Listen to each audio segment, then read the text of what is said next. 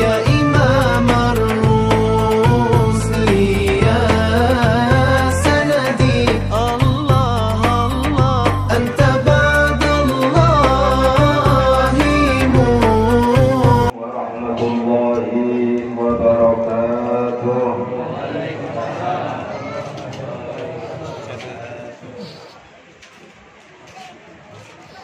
بسم الله الرحمن الرحيم. الحمد لله وكفى، والصلاة والسلام على حبيبنا المصطفى سيدنا ومولانا محمد وعلى آله وصحبه أهل الصدق والوفاء. أما بعد،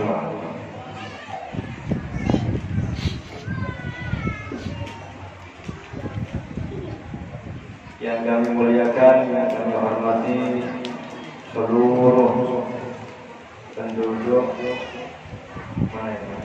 Kembang Haram bagian utara, dengan segenap para tokoh masyarakatnya, para tetuanya, para sesepuhnya, para pemudanya, para adik-adiknya, hadirin dan hadirat, para pecinta Nabi Muhammad sallallahu alaihi wasallam, yang mudah-mudahan juga dicintai oleh beliau baginda Rasulullah sallallahu alaihi wasallam. Amin.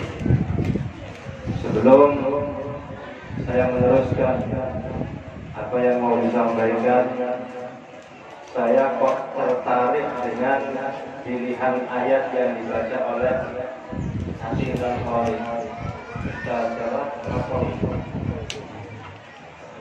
Kemarin kalau nggak salah ketemu lagi, ketemu saya. Dan saya kemarin ngantuk betul. Tahu-tahu di saudari mikrofon tausiah. Sekarang saya nggak ngantuk tadi, dengarkan ayat dan luar biasa. Yang dipilih ayatnya adalah wa ma Muhammadun illa rasul qad khalat min qablihi rusul. Ada mikrofon enggak? Tolong dikasihkan pada dia. Kenapa memilih ayatnya begitu?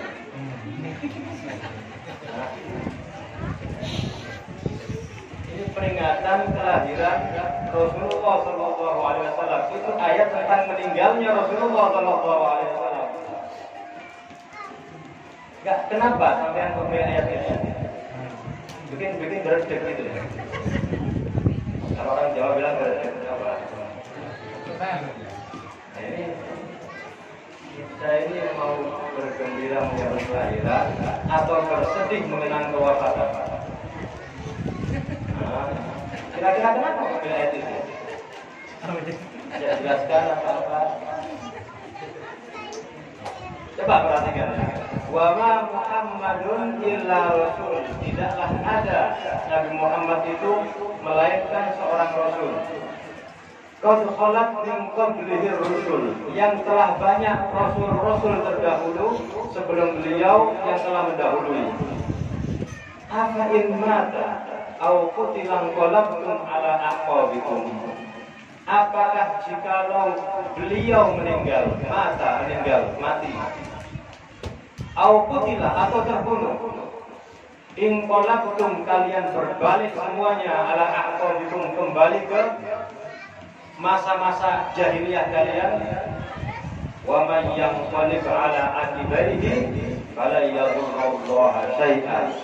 Kata Allah, siapa orang yang berbalik ketika meninggalnya Nabi Muhammad, berbalik kepada zaman jahiliyah dia, murtad keluar dari Islam, fala yadurrullaha syai'an, itu tidak merugikan Allah sama sekali. Wa sayajzillahu syakirin, dan Allah akan membalas orang-orang yang bersyukur. Kan jadi kan ayatnya kan? Menakutkan kan? Tambah saja ya. Kenapa kok dipilih ayat itu?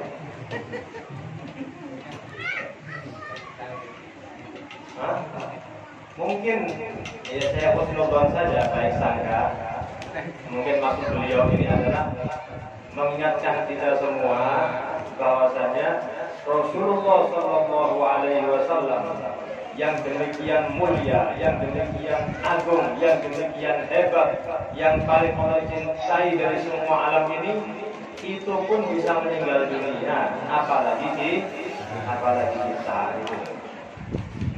Jangan merasa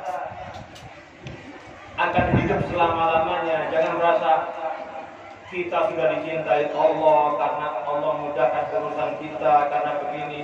Gak mungkin akan meninggal, gak mungkin akan mengalami kematian, gak mungkin akan mengalami hisab, gak mungkin akan mengalami gelapnya kuburan. Loh, jangan dikira begitu. Rasulullah yang hebat itu pun mengalami kematian. Dipanggil oleh Allah Subhanahu wa Ta'ala untuk pindah ke alam barzakh. Jadi mungkin itu ya, begitu memang tujuannya. Kok dari ayat itu tadi? Saya nggak tahu ya, berapa saja. Mudah-mudahan seperti itu. Artinya mengingatkan kita semuanya ini jangan cuma tertawa-tawa sekarang. Kita ini bakal mati. Orang kalau ingat mati, artinya apa dia? Artinya dia akan hidup dengan baik. Nah, di surat Tabarakal Mulk, surat Tabarak, surat 29 ya. Allah berfirman, Tabarakalladzi biyadil mulku wa huwa ala kulli syai'in qadir. Alladzi khalaqal mauta wal hayata liyabluwakum ayyukum ahsanu amala. Allah zat yang menciptakan khalaqal mauta, menciptakan kematian, wal hayata dan kehidupan.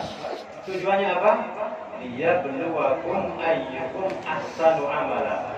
Untuk menguji kalian manakah yang paling baik amalnya. Jelas ya? Bisa ditangkap. Allah dalam Al-Quran mengatakan alladzi khalaqal mauta wal hayata liyabluwakum ayyukum ahsanu amala. Dialah Allah yang menciptakan kematian dan kehidupan untuk menguji kalian mana yang paling baik amalnya. Ada yang aneh nggak di sini? Kata ulama, aneh susunannya itu. Kita ini dulu mati apa dulu hidup? Di dunia. Kita berbicara dengan konteks dunia, bukan akhirat, atau bukan sebelum dunia. Soalnya apa?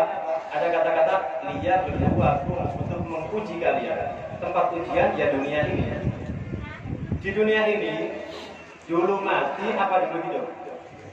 Dulu hidup. Tapi kenapa Allah menyebutkan mati duluan? Liyabluwakum khalaqal mauta wal hayata.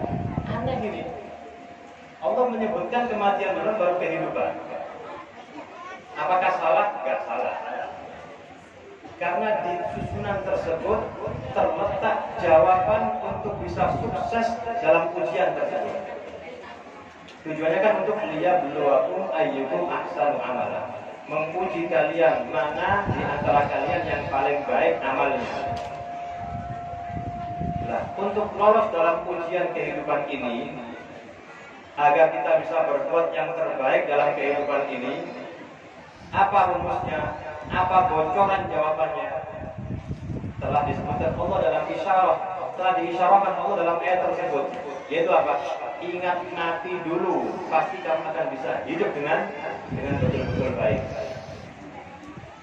Nah itu. Artinya dengan ingat mati, orang itu bukan tambah lemes, bukan tambah lesu, enggak. Malah tambah semangat berbuat yang terbaik. Karena dia ingat, sebentar lagi saya akan mati. Dan setelah mati ada prosesnya panjang. Hari kiamat, ada pada mahsyar, ada yaumul hisab, ada sirat, ada mizan timbangan amal, dan lain sebagainya. Kalau saya di kehidupan yang sekarang ini, yang singkat ini, berbuat macam-macam, berbuat maksiat, berbuat curang, maka saya akan rugi dalam kehidupan yang selama-lamanya nanti. Maka orang yang selalu ingat mati, dia akan hidup dalam rambu-rambu yang jelas, dalam jalan yang lurus. Para ulama berbilang seperti itu. Kata para ulama, al-mizanul adil huwal maut. Timbangan yang paling adil, yang paling akurat untuk menentukan ini amal baik apa jelek, ini amal sebaiknya kita lakukan atau kita tinggalkan, dikatakan adalah al-maut, yaitu ingat mati. Sebetulnya nggak perlu menimbang kalau kita punya ilmunya, karena ilmu adalah nur, cahaya. Orang kalau punya cahaya artinya dia akan mendapatkan penerangan. Ketika terang bagi dia, artinya dia bisa melihat mana yang baik, mana yang jelek, mana yang berbahaya, mana yang menguntungkan. Dia akan bisa berjalan lurus di jalan sesuai tujuannya kalau ada cahaya, kalau ada ilmu.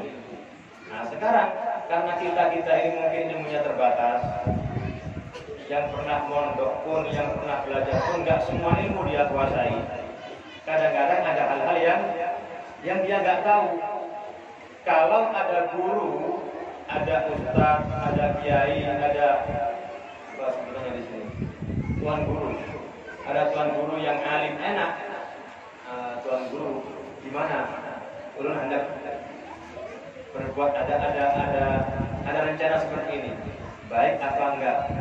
Kata tuan guru, enggak baik. Kalau usah dikerjakan, kita mundur. Maaf tuan guru, ini ada masalah.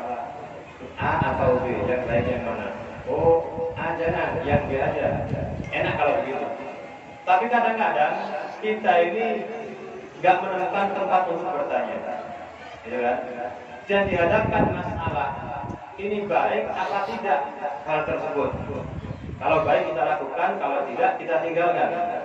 Maka kata para ulama, ketika menghadapi seperti itu dan kita belum punya ilmunya, maka tancapkan timbangan kematian depan mata kita. Misalnya, kalau hal tersebut baik, nggak usah ragu-ragu dikerjakan. Kalau jelek, jangan ragu-ragu ditinggalkan. Tapi kalau masih remeng-remeng, masih abu-abu, nggak jelas, ini baik apa jelek? Kayaknya baik, tapi kok ada sesuatunya itu ya. Ayo ikut. Kemana? Ke sana. Ada apa? Ada perayaan. Ada apa misalnya? Apa namanya? Konser religi. Lagu-lagunya religius. Lagu-lagu apa? Ada alwi atau apa lagi yang sering selawatan puji atau apa. Tapi ada unsur tampilan auratnya. Mungkin yang menyanyi, ada goyangan-goyangan yang mungkin enggak semestinya. Tapi kan bagus selawatan juga itu. Bingung kan sekarang? Bagus apa enggak? Dikatakan bagus, tapi kok kayak begitu. Dikatakan kayak begitu, tapi kok ada sholawatnya. Bingung kan? Ayo sana yuk, ada apa? Ada pameran. Pameran apa? Pameran apa namanya? Quran terbesar. Pameran kaligrafi misalnya. Tapi ada panggung hiburannya. Ada musik-musik nanti yang menghibur. Entah itu musik religi tapi berbau koplo, ada kan? Kayaknya musiknya religi, lafaz-lafaznya puji-pujian pada Nabi, tapi nada-nadanya koplo dan joget-jogetnya juga maut juga. Jadi sekarang kita pakai timbangan kematian. Kira-kira kalau sampean ke sana, terus tiba-tiba atapnya roboh menimpa sampean dan mati di situ. Kemudian keluarga di rumah dengar, oh fulan yang dulu biasa ngaji di musola, yang dulu pernah mondok sekian tahun, ternyata mati depan panggung konser di acara pameran. Mau nggak kira-kira? Teman kita ketika menyebut nama kita, oh bulan ya, yang mati ketika di pameran di konser itu ya? Mau nggak?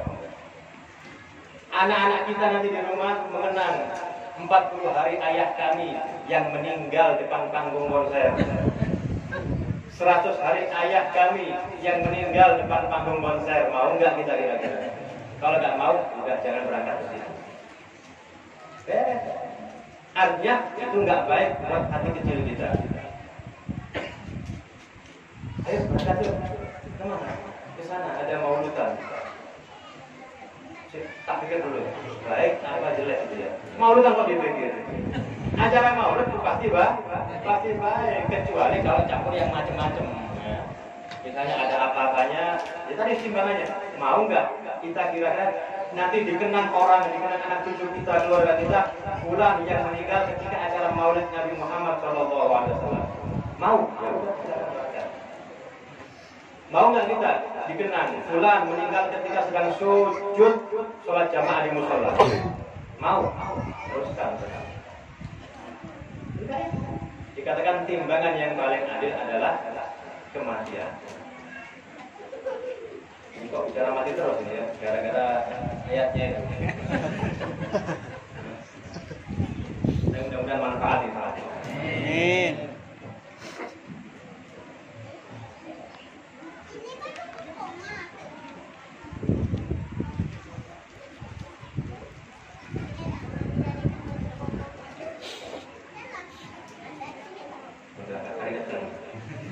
Udah banyak kipas anginnya ini. Saya takut terbang malah nanti. Nah, intinya ingat mati itu merupakan suatu kebaikan. Bahkan Rasulullah SAW memerintahkan hal tersebut. Kata Nabi, "Aktsiru min dzikri hadhimil ladzat." Perbanyaklah oleh kalian mengingat penghancur kelezatan. Penghancur kelezatan. Apa itu? Ya kematian. Sebab orang yang selalu ingat mati, maka kendali dirinya akan selalu terpasang, tidak lepas kontrol. Karena takut akan mengalami kematian yang jelek. Dia yakin mati akan datang, dan sekarang jangan sampai saya ini mati dalam keadaan yang jelek. Dan orang yang selalu ingat mati, dia pasti akan mencari bekal untuk kematian tersebut. Jelas? Kata Allah Subhanahu wa taala, "Watazawwadu," dan berbekallah kalian semua. Fa inna khairaz zadit taqwa. Sebaik-baik bekal adalah takwa kepada Allah Subhanahu wa taala. Tahu takwa ya? Jadi kalau mau ambil bekal, maka yang paling baik adalah takwa. Rasa takut kepada Allah Subhanahu wa taala. Takwa kepada Allah Subhanahu wa taala. Berapa ganti? Nah. Hei bapak-bapak, adik-adik, remaja-remaja ini, apa takwa itu? Sampai tiap Jumat sholat Jumat di masjid, dan setiap khutbah pasti ada wasiat takwa. Apa takwa itu? Kita sudah tanya sama Khoris tadi, nggak ada jawaban. Sekarang terbuka sama yang lain. Apa takwa itu? Nah, takwa dengan definisi yang umum yang sering kita dengar adalah mengerjakan perintah-perintah Allah dan menjauhi larangan-larangan. Lebih tepatnya hal tersebut itu bukan definisi takwa, tapi bagaimana meraih takwa itu. Dengan apa kita meraih takwa? Dengan mengerjakan perintah-perintah Allah dan menjauhi larangan-larangan. Takwa sendiri artinya adalah rasa takut kepada Allah Subhanahu wa taala. Takut untuk tidak mengerjakan perintah Allah takut untuk mengerjakan larangan-larangan Allah. Dan rasa takwa ini, rasa khasyah ini, takut pada Allah ini sangat penting sekali. Orang kalau nggak punya takut pada Allah, maka dia pada makhluk juga tambah nggak takut lagi. Dia suka maksiat pada Allah, maka pasti dia juga akan gampang menipu orang lain. Allah saja dia durhaka, ya apalagi cuma orang tua, apalagi cuma teman, apalagi cuma tetangga. Makanya takwa pada Allah merupakan inti yang sangat penting sekali dalam kehidupan kita. Allah Subhanahu wa taala dalam Al-Qur'an mengatakan, "Innama yataqabbalullahu minal muttaqin." Hanya saja Allah akan menerima amalan-amalan dari orang-orang yang bertakwa. Kalau punya takwa, amalnya akan Allah terima. Kalau nggak punya takwa, amalnya akan Allah tolak. Sebesar apapun amal seseorang, kalau nggak punya takwa dalam hatinya, akan jadi haba'an mansura, debu yang berterbangan. Nggak ada artinya bagi Allah Subhanahu wa taala. Sebab Allah mengatakan, "Innama yataqabbalullahu minal muttaqin." Kata-kata innama itu menunjukkan meringkas makna, hanya saja, tidak yang lain, hanya saja Allah akan menerima dari orang-orang yang bertakwa. Di ayat lain Allah mengatakan, berfirman, "Wa uzlifatil jannatu lil muttaqin." Dan surga didekatkan untuk orang-orang yang bertakwa, disediakan untuk orang-orang yang bertakwa. Saking pentingnya takwa ini, sampai agama Islam, syariat Islam menjadikan wasiat takwa sebagai rukun khutbah. Setiap khotib yang khutbah Jumat wajib berwasiat takwa pada yang hadir. Kalau khutbah nggak ada, ini ibu-ibu nyambung dah ini. Karena ibu-ibu nggak pernah Jumatan kan? Nah, tapi tetap semuanya wajib bertakwa pada Allah Subhanahu wa taala. Jadi kalau ada khutbah Jumat nggak pakai wasiat takwa, khutbahnya nggak sah. Kalau khutbahnya tidak sah, Jumatannya tidak sempurna. Nah, makanya wajib, nggak bosan-bosan setiap khutib berwasiat tentang takwa pada Allah Subhanahu wa taala. Sayyidina Ali bin Abi Thalib pernah ditanya oleh seseorang, "Ya Imam, ya Sayyidina Ali, ma hiya taqwa?" Apa itu takwa? Definisi takwa apa wahai Imam? Kata Sayyidina Ali, beliau menjawab, "At-taqwa hiyal khawfu minal jalil wal 'amalu bil tanzil wal isti'dad li yaumir wal ridha bil qalil wal isti'dad li yaumir rahil." 4 poin kata Sayyidina Ali takwa itu. Yang pertama, al-khawfu minal jalil, rasa takut kepada Allah yang Maha Agung. Jadi kalau mau betul-betul mempunyai takwa pada Allah, maka harus punya rasa takut pada Allah Subhanahu wa taala. Orang kalau takut pada sesuatu, dia akan menjauh. Nah, orang takut sama macan, dia akan lewat jalan yang nggak ada macannya itu. Orang takut sama polisi misalnya, ada takut sama polisi. Operasi gabungan di sana, kita kan ada helm, maka takut ketangkep, maka lewat jalan yang nggak ada polisinya, atau istirahat dulu, diam dulu, nunggu saat polisi bubar. Tapi kalau takut pada Allah Subhanahu wa taala, maka mau tidak mau harus mendekat pada Allah. Kalau pada makhluk takut, itu solusinya apa? Menjauh, biar aman. Tapi kalau takut pada Allah, solusinya apa? Harus mendekat. Karena nggak ada tempat yang jauh dari Allah Subhanahu wa taala itu. Mau kabur kemana dari Allah? Hah? Mau masuk hutan punya Allah. Mau naik gunung punya Allah. Mau sembunyi di dalam air juga punya Allah Subhanahu wa taala. Mau kemana terusan? Maka nggak ada solusi orang yang takut pada Allah selain tambah dekat dan tambah dekat kepada Allah Subhanahu wa taala. Nah, Yang kedua kata Sayyidina Ali, di antara poin takwa adalah wal amalu bit tanzil, mengamalkan Al-Qur'an yang diturunkan Allah Subhanahu wa taala. At-tanzil nama lain daripada Al-Qur'an. Jadi Quran bukan cuma dibaca. Quran bukan cuma dibuat lomba-lomba, bukan. Quran dibaca, dipelajari, dipahami, diamalkan. Itu Quran sebetulnya. Yang baca bagus gak? Bagus. Yang hafal Quran bagus gak? Bagus. Cuma tujuannya yang utama bukan untuk itu saja. Quran itu merupakan buku pedoman dari Allah Subhanahu wa taala untuk manusia. Kalau mau jadi baik, ini loh ikuti. Kalau mau jadi bahagia dunia akhirat, ini loh ikuti Quran. Sama kayak begini. Ada kepala desanya ini. Ada. Gubernur Kalimantan Selatan. Siapa itu? Paman Birin katanya. Birin.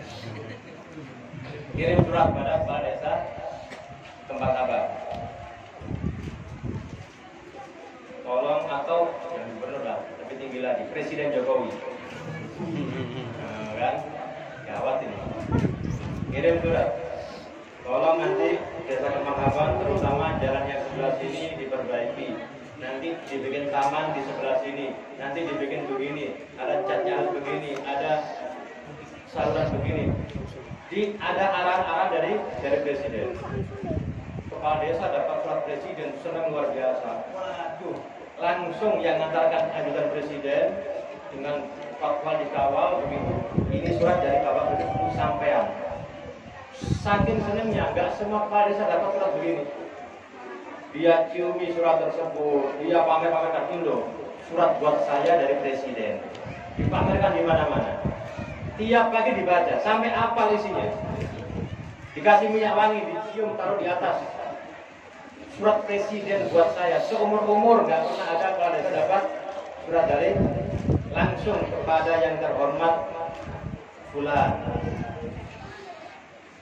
Nanti selama 1 bulan akan ada kunjungan saya ke Desa Kembang Abang melihat hasilnya nanti. Ternyata dibaca tiap hari suratnya, dihafalkan suratnya, dipamerkan suratnya, dimuliakan suratnya, tapi nggak dikerjakan perintahnya. Nah, tapi dia dikerjakan perintahnya. Sebulan lewat, kemudian Pak Presiden datang ke sini atau kepala desa dipanggil ke Istana Merdeka. Sampai di sana ditanya, betul sampean kepala desa Kembang Abang daerah sini? Ya betul. Gimana, sudah terima surat saya tempo hari? Ya sudah saya terima Pak Presiden. Sudah dibaca isinya? Sudah saya baca tiap hari. Pagi saya baca, sore saya baca. Bahkan saya hafal isinya Pak Presiden. Oh, Masya Allah. Terus gimana perkembangannya?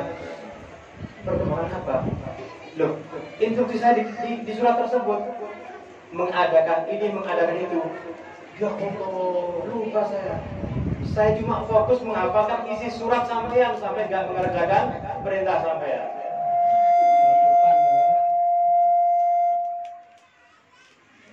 Ini kira-kira presiden seneng apa geregetan kira-kira ini ya?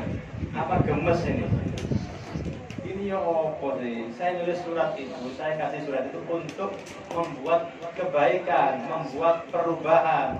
Lah kok nggak berubah-berubah tapi cuma dihafal saja. Itulah nanti di akhirat dimintai pertanggungjawaban oleh Allah Subhanahu wa taala. Tentang gimana ngamalkan dengan Al-Quran. Kalau ngamalkan, bagus. Kalau nggak ngamalkan, ada tanggung jawabnya nanti. Berarti yang penting ngamalkan, nggak usah dibaca, nggak usah dihafalkan. Bukan begitu. Gimana bisa ngamalkan kalau kita nggak baca? Urutannya, gimana bisa ngamalkan kalau kita nggak paham isinya? Dan gimana bisa paham isinya kalau nggak dibaca ayatnya? Jadi baca Quran penting, ngafalkan Quran bagus, cuma tujuan utamanya diamalkan Al-Quran tersebut. Artinya apa? Perintah Allah dikerjakan, larangan Allah ditinggalkan. Bukan hafal Quran tapi maksiat jalan, salah ini namanya. Hafal Quran tapi ahli maksiat, naudzubillah min dzalik. Ini apa? Kamu ngafalkan apa itu berarti? Kan aneh. Nah, ya. Poin yang ketiga kata Sayyidina Ali, ini kok jadi tegak terus ya? Mestinya ini kita kan senang-senang ini kan, dengan kelahiran Rasulullah Shallallahu Alaihi Wasallam. Apa insya Allah tegangnya tegang senang ini insya Allah ya. Sebetulnya kita ini mestinya sedih atau senang mengenang Nabi. 12 Rabiul Awal itu hari kelahiran Nabi Muhammad Shallallahu Alaihi Wasallam, sekaligus hari meninggalnya Rasulullah Shallallahu Alaihi Wasallam. Nabi kita Muhammad meninggal tanggal 12 Rabiul Awal, sama dengan lahirnya.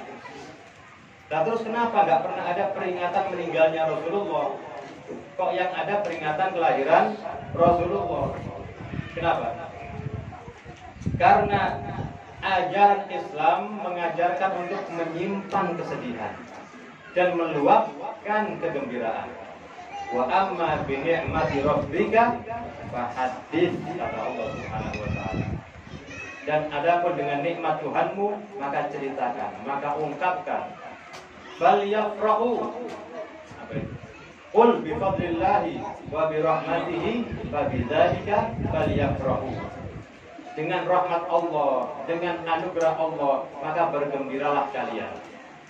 Kita diperintahkan untuk mengungkapkan kegembiraan dan diperintahkan menyembunyikan kesedihan.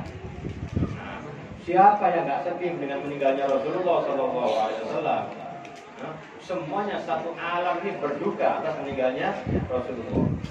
Cuma ya bukan kita tangis-tangisan begitu, enggak. Berduka dengan janji insya Allah kita akan semakin semangat menghidupkan sunnah-sunnah Rasulullah SAW. Nah, poin ketiga dari takwa kata Sayyidina Ali, waridha bil qalil, dan ridha kepada Allah dengan yang sedikit daripada bagian yang diberikan Allah Subhanahu wa taala. Kalau mungkin jatah kita di dunia ini sedikit, ekonomi serba sedikit, harta sedikit, istri sedikit, maka harus sabar, ridho kepada Allah Subhanahu wa taala. Bahasa lainnya apa? Qanaah. Bahasa Jawanya neriman. Apa adanya, sudah enggak neko-neko. Yang ada disyukuri. Alhamdulillah sudah ada nikmat seperti ini. Dalam urusan duniawi jangan lihat ke atas, tapi lihat ke bawah. Banyak orang-orang yang mungkin nggak bisa makan seperti saya, meskipun saya sekarang cuma pakai garam saja, pakai iwak asin, pakai sambal saja, apalagi ada tempenya, ada ayamnya, ada kambingnya, lengkap akhirnya ini. Meskipun cuma iwak asin, tapi disyukur alhamdulillah masih banyak orang-orang yang mungkin nggak bisa makan seperti ini.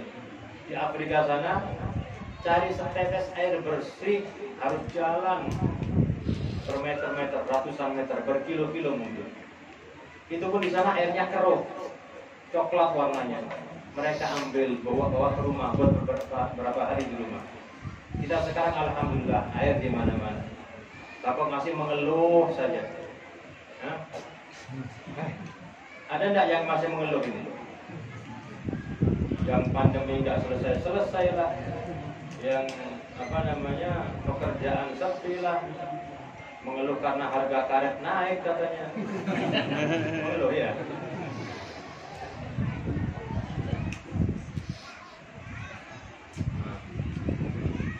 Orang mengeluh itu biasanya apa mengeluh itu? Bahasa Jawanya sambat ya. Sambat, mengeluh, keluh kesah. Itu karena yang dipandang adalah ujiannya, yang dipandang adalah yang nggak enak. Ya akan sedih terus dia, akan sumpah terus dia. Tapi kalau yang dipandang nikmat dari Allah Subhanahu wa taala, maka enggak mungkin dia akan mengeluh. Yang ada syukur pada Allah Subhanahu wa taala. Ayat tadi akhirnya apa? Wa sayajzillahus syakirin.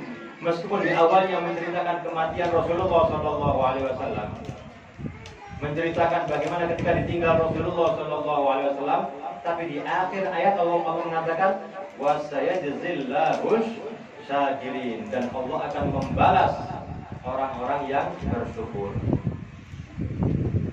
Jelas? Allah akan membalas orang-orang yang bersyukur. Dengan apa balasannya? Dengan pahala. Tapi ada golongan hamba yang kata Allah bukan cuma syakir, bukan cuma bersyukur, tapi asyakur. Orang-orang yang pandai bersyukur, yang selalu bersyukur pada Allah Subhanahu wa taala. Di ayat yang lain Allah berfirman, wa qalilun min ibadiyas syakur, dan sedikit sekali hamba-hambaku yang pandai bersyukur, kata Allah Subhanahu wa taala. Beda antara syakir dan syakur, itu beda. Kalau syakir orang yang bersyukur, tapi kalau syakur orang yang banyak syukurnya pada Allah Subhanahu wa taala. Artinya apa? Asy-syakur itu orang-orang yang bersyukur pada Allah fis-sarra'i wad-dharra'i. Keadaan senang dia syukur, susah pun dia syukur. Nah, ini yang sulit. Kita ini biasanya kalau orang yang baik, yang kita anggap baik, itu kalau dapat kenikmatan bersyukur, dapat ujian musibah sabar, itu baik kan? Di atas itu ada lagi, apa itu? Dapat nikmat syukur, dapat musibah syukur. Itulah orang yang sedikit, kata Allah Subhanahu wa taala. Qalilun min ibadiyas syakur. Dikatakan oleh Rasulullah sallallahu alaihi wasallam dalam sebuah hadis, nanti di surga itu ada sebuah bangunan yang super megah. Super megah di surga. Yang sampai penduduk surga yang lain terpana, terkejut, apalagi bahasanya itu, ternganga, apalagi ya, terheran-heran dengan bangunan tersebut. Kok demikian indahnya ya Allah, ini luar biasa hebatnya bangunan ini. Bayangkan, orang-orang surga sampai terpana melihat bangunan tersebut. Padahal kata Rasulullah dalam sebuah riwayat, orang di surga yang paling fakir, yang paling kiri, yang paling miskin di surga itu, jatahnya berapa? Punya dunia ini selisihnya 7 kali. Ada riwayat yang 10 kali. Mempunyai lahan, mempunyai kenikmatan dunia ini, kata Nabi, mithlu ma tala'at alaihi syamsu wa gharibat. Seperti yang diterbiti matahari dan ditenggelami matahari. Apa itu? Ya dunia ini. Sejumlah 7 kali lipat. Itu paling fakirnya orang di surga. Apalagi orang yang kelas menengah, apalagi yang kelas atas. Itu pun mereka ternganga dengan bangunan yang indah itu. Bisa dibayangkan di mana indahnya bangunan tersebut. Kata Allah, ini bangunan aku beri nama Baitul Hamdi, tempat pujian.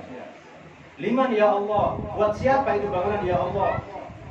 Kata Allah dalam riwayat, liman ya Rasulullah, buat siapa bangunan itu ya Rasulullah? Dijawab oleh Rasulullah, lilladzina yahmadunallah fis-sarra wad-dharra. Bagi orang-orang yang selalu memuji Allah, baik ketika senang maupun ketika susah. Ditimpa susah pun alhamdulillah. Dikit-dikit alhamdulillah. Alhamdulillah. Capek alhamdulillah. Gagal alhamdulillah. Berhasil alhamdulillah. Nah itu orang-orang yang suka memuji kepada Allah Subhanahu wa taala. Nah, apa tadi mau bahas apa ini? Asy-syakur ya. Wa sanajzillahus syakirin. Wa sayajzillahus syakirin, dan Allah akan membalas bagi orang-orang yang bersyukur. Intinya pokoknya kita ini berusaha selalu ridho kepada Allah Subhanahu wa taala. diberikan yang begini ridho, diberikan yang begitu ridho. Siapa orang yang ridho kepada Allah, maka balasannya Allah juga ridho pada dia. Kalau Allah sudah ridho, maka bebas pulsa sudah. Gimana? Allah ridho sama orang ini, Allah senang sama orang ini. Dan terus apa? Ya bebas sudah semuanya. Dunia akhirat milik Allah Subhanahu wa Ta'ala. Makanya orang-orang yang dipastikan dapat ridhonya Allah Subhanahu wa Ta'ala, siapa itu? Yang pasti dapat ridhonya Allah siapa? Para sahabat Nabi. Selain sahabat Nabi gak ada kepastian. Sehebat-hebatnya wali, cuma ada harapan. Mudah-mudahan dapat ridhonya Allah Subhanahu wa Ta'ala. Tapi pastikan aku pasti surganya, aku pasti ridho, gak ada yang bisa. Mana? Gak ada jaminan. Sahabat Nabi itulah mereka dikatakan radhiyallahu anhum wa radu anhu. Allah ridho pada mereka dan mereka pun ridho pada Allah Subhanahu wa Ta'ala. Oleh karena itu agama Islam Ahlus Sunnah wal Jamaah memposisikan sahabat Nabi di atas segala-galanya sudah daripada umat ini. Gak boleh kita mencaci atau mengomongi sahabat Nabi dengan perkataan yang jelek. Dosa besar. Nah, itu sahabat Nabi, orang yang dipilih Allah pendampingi Nabi kita. Kedudukannya luar biasa.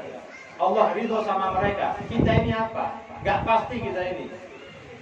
Bisa diridhoi, bisa dimurkai. Cuma insya Allah mudah-mudahan diridhoi. Kita berharap dapat ridhonya Allah Subhanahu wa Ta'ala dengan memperingati kekasihnya hari kelahiran baginda Rasulullah Sallallahu Alaihi Wasallam, mengharap ridho Allah, begitu. Kepastian tidak ada, yang pasti cuma milik sahabat. Makanya jangan sekali-kali menghina sahabat Nabi Muhammad Sallallahu Alaihi Wasallam. Nah, yang terakhir tadi apa?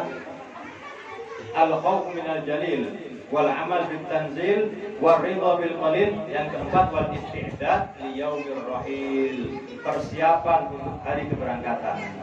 Berangkat kemana? Menuju Allah Subhanahu wa Ta'ala.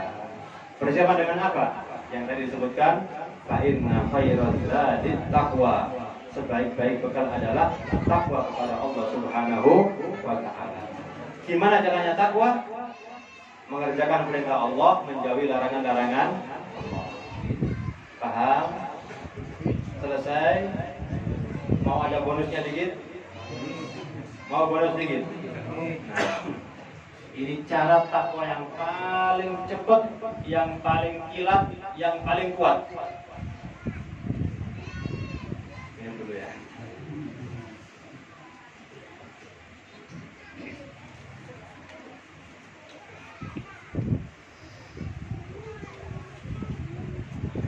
Rasulullah Shallallahu Alaihi Wasallam pernah bersabda satu ketika depan para sahabat.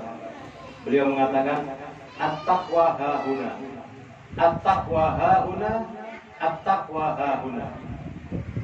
Takwa itu di sini, kata Nabi. Diulangi 3 kali sambil jari beliau nunjuk dada beliau yang mulia. Takwa itu di sini, kata Nabi. Nunjuk dada beliau. Mungkin sebagian orang mengartikan takwa ada di dalam hati. Tapi Nabi nggak bilang at-taqwa fil qalbi. Kalau takwa fil qalbi artinya takwa dalam hati. Namun yang beliau ucapkan apa? At-taqwa hahuna. Takwa itu di sini. Sambil nunjuk dada beliau, hati beliau.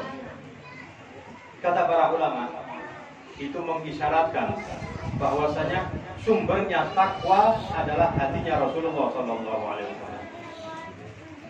Asal muasalnya takwa adalah dadanya Rasulullah Sallallahu Alaihi Wasallam. Maksudnya apa? Orang yang ingin dapat predikat takwa kepada Allah yang sebenar-benarnya, kalau ingin punya takwa pada Allah yang sebenar-benarnya, maka dia harus punya hubungan antara dia dengan hatinya Rasulullah Sallallahu Alaihi Wasallam, antara dia dengan dadanya Rasulullah Sallallahu Alaihi Wasallam. Maksudnya apa? Maksudnya berusaha semaksimal mungkin membuat Nabi senang, dan berusaha semaksimal mungkin jangan sampai membuat Rasulullah sedih dengan kita. Itulah cara meraih takwa yang paling cepat. Nah, jadi apapun kita bayangkan, kalau saya begini, Nabi seneng nggak kira-kira kalau melihat saya ini? Kalau tadi Pak, tadi saya katakan, kata ulama, al-mizanul adil, timbangan yang paling adil yaitu kematian. Tapi ada lagi yang lebih mulia timbangan tersebut, yakni al-mizanul asraf wal a'la, apa itu? Ridho atau mahabbatun Nabi sallallahu alaihi wasallam. Yang lebih tinggi daripada ingat mati adalah ingat Nabi seneng apa enggak seneng. Itu timbangannya. Mau apapun juga, mau masuk ke sana, mau keluar ke sana, bayangkan. Kira-kira kalau Nabi sekarang berada depan saya, melihat saya begini, seneng nggak Nabi? Nggak seneng, ya udah jangan kerjakan. Insya Allah seneng, soalnya apa? Saya mau baca Quran, silakan kerjakan kalau begitu. Mau marah misalnya, kira-kira Nabi kalau lihat saya marah pada istri saya, pada anak saya, seneng nggak Rasulullah? Nggak seneng, ya udah jangan marah gitu. Nah, kalau tadi ingat mati, kalau sekarang ingat Nabi. Dan orang yang seperti ini setiap waktu dia bersama Rasulullah Shallallahu Alaihi Wasallam. Dengan kata lain, memusyahadahkan Rasulullah Shallallahu Alaihi Wasallam. Insya Allah bisa dipahami ya. Alhamdulillah. Mudah-mudahan ada manfaatnya. Sallallahu ala sayyidina Muhammadin wa ala alihi wa sahbihi wasallam walhamdulillahi rabbil alamin.